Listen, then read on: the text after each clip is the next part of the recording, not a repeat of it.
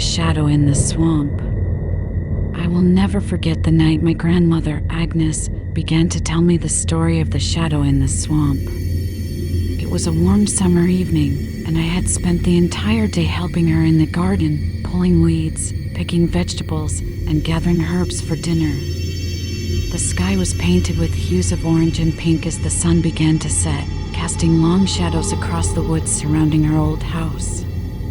As the warmth of the day faded into a gentle coolness, we sat on the porch, sipping cold lemonade, the glow of fireflies flickering in the air around us. Agnes was a woman with wild, gray hair that seemed to dance with the breeze. Her eyes held 1,000 stories, and her voice carried the weight of long-held secrets. She'd lived in those woods her entire life, and she had stories that could make your blood run cold, tales of darkness and dread that had haunted her family for generations. I always listened intently, eager to hear what she had to say, partly out of curiosity, partly because I sensed that her stories held truths beyond what most people knew. "Come closer, child," she whispered, her voice low and mysterious. "I have a story that's been passed down through our family for generations. A story about a creature that dwells in the depths of the swamp, a creature as old as the trees themselves."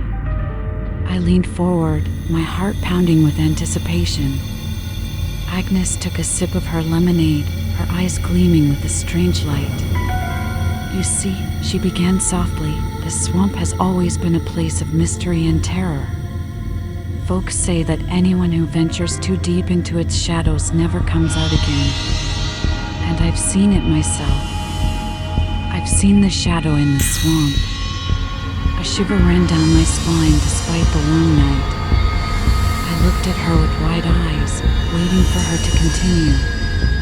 "It's a creature that's as black as coal, with eyes that burn like embers. It's said to be a harbinger of doom, a messenger of darkness that follows those who cross its path. They say it's been around since before the trees grew tall, born from the very depths of hell itself." I was about to ask what it looked like or what it did, but Agnes held up a hand to silence me. Her eyes darkened, and her voice grew even softer. "I first heard of it when I was just a girl, no more than 5. My grandmother, your great-grandmother, told me stories about it around the campfire. She said it was a cursed creature, sent from the depths of the underworld to punish those who dared to enter the swamp." The image of the shadowy beast flickered in my mind, and I felt a strange mixture of fear and fascination. Agnes's face grew serious. "It was one summer, when I was about your age, that I saw it for myself," she said. "My family had gone into the swamp to gather herbs. My mother had packed a picnic, and we were excited to spend a day exploring the bayou. But as we ventured deeper, I felt a strange presence watching us. At first, I thought it was just the animals, the gators and the birds. But then I saw it." Her voice trailed off, and she looked into the distance, as if reliving the moment. "It was enormous, child. As big as a house. Its eyes glowed like burning coals, and I could feel my heart pounding in my chest. I froze, unable to move or speak. And in that moment, I knew I was looking into the face of pure darkness. I shivered violently, clutching my knees. "What happened, Grandma? Did it come after you?" She shook her head slowly. "No, but I knew I was cursed. That sight marked me forever. That shadow, it followed me for days after, whispering in the dark, waiting just outside my dreams. It was as if the creature was waiting for me to step into its domain so it could claim me." I looked at her with trembling hands. "Are you saying it's still out there? In the swamp?" Agnes nodded solemnly. "It's always there, child. Watching. Waiting. And it's not just a creature, it's a warning. A sign that some darkness in this world can't be escaped. That night, I lay awake in bed, haunted by Agnes's story. I kept imagining those glowing eyes peering through the darkness, waiting for me to step into the swamp and meet my fate. I wondered if I'd ever see the shadow myself, or if it was just a myth, a story to scare children. But Agnes's words lingered in my mind, deeper than I realized. The years passed, but the stories never left me. I grew older, and so did the legend of the shadow in the swamp. My grandmother's tales became part of my understanding of the woods surrounding us, a warning that some secrets are better left undiscovered. One summer, when I was 16, I finally decided I needed to see the swamp myself. I had heard so many stories, and I was curious, perhaps foolishly so. I waited until dusk, when the woods grew quiet and the shadows stretched long and dark. I slipped away from the house, clutching a flashlight and a small knife for protection. The swamp was a place of eerie silence, broken only by the croaking of frogs and the occasional splash of an alligator in the distance. I wandered deeper, feeling the weight of Agnes's stories pressing down on me. Every rustle of leaves, every flicker of movement seemed to be watched. And then I saw it. A dark, shifting mass in the shadows, as if the darkness itself had taken form. Its eyes burned bright and red, glowing like two embers in the night. I froze, heart pounding wildly. It looked at me, and I felt a cold dread seep into my bones. I knew, then, that the stories were true. The shadow in the swamp was real.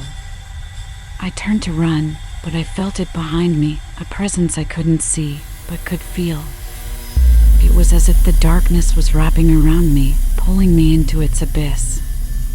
I sprinted back toward the house, stumbling over roots and mud, my mind racing with terror. When I finally burst through the door, Agnes was sitting on the porch, waiting for me. Her face was pale, but her eyes shone with relief. "You saw it," she whispered. I nodded, trembling. "It's real, Grandma. I saw it." She reached out and took my hand. "I knew you'd go looking someday. The shadow in the swamp. It's a curse, child. A reminder that some darkness is eternal and some secrets are better left buried." From that day on, I knew that Agnes's stories weren't just tales, they were warnings. And I understood that the creature she described was no ordinary beast.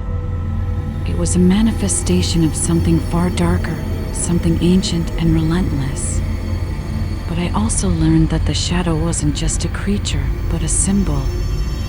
A symbol of the darkness that lurks beneath the surface of our world, waiting for the right moment to strike.